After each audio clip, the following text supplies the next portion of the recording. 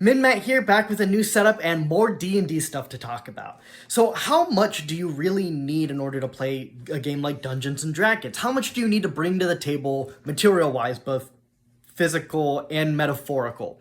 Well, one of the most common misconceptions that I hear about the game of Dungeons & Dragons from people coming into the genre is that it's a board game. And while the game does technically hold some elements that a regular board game would, Dungeons & Dragons by itself is not inherently a board game. A board game is a game where you have, well, a board and you play the game with whatever pieces that game comes with.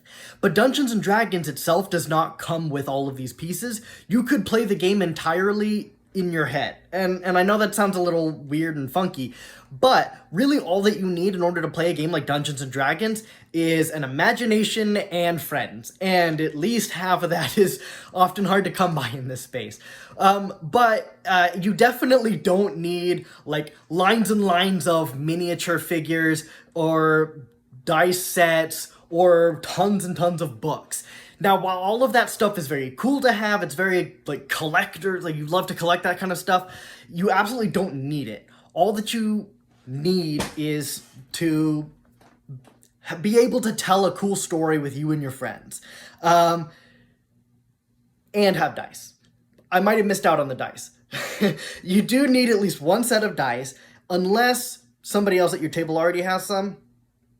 At that point, you can kind of excuse it. Just don't find yourself going down the slippery slope of having a whole briefcase of dice. And this is just one tier, by the way. There's a second layer to this whole thing.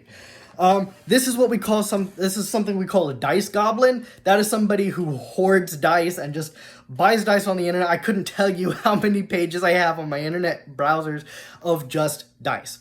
But really all that you don't need any of that fancy stuff in order to play Dungeons & Dragons.